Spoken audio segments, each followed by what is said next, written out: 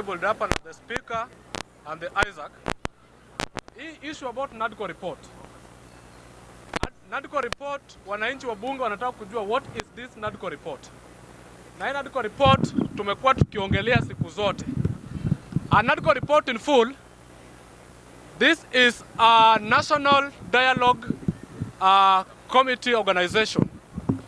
It was signed under the leadership of, it was outlined in the parliament for the negotiation and the group talk, being led by the Kalonzo Musyoka and the National Assembly Majority Leader, that is Kimani Ichung'wah, and was being outlined to this clause. It will solve all the kind of issues that were there, the political tension that were there after the 2022 general election.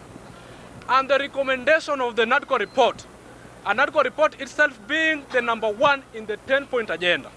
So 10-point agenda is different from the Nadco report. Nadco report has its own the content, and the content #1 was to address on the cost of living. And the recommendation #2, because the cost of living is high, and this Nadco report was signed to address in that cost of living, so that we can see the cost of living should not work in the retrogressive and the exodus of the Affirmative Act. And #2 was to address in the unemployment.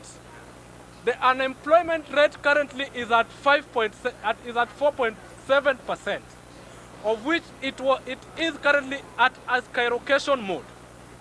And point #3, it was to recommend at the government reforms. What is this government reforms? #1 was to creation for the office of the opposition leader, and to create for the office of the prime minister. Sijui mnanipata vizuri. This is Nadco report. #1. Ile Kiperenga amesoma ni 10-point agenda. Sasa mimi naongelea nini Nadco report ni? #1 ni 10-point.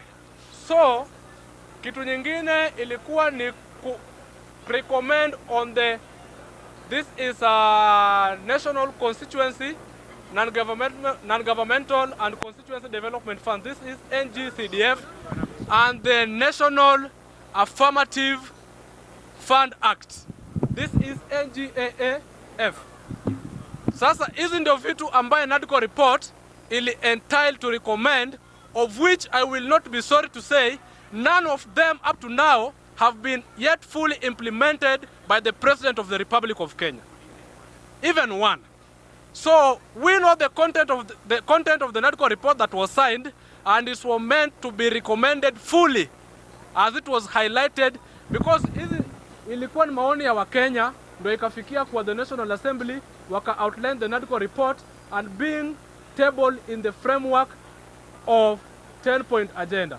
In short, the Nadco report was a roadmap and the framework to highlight, to tackle the political tension, the political rising that is affecting the Kenyan national dialogue.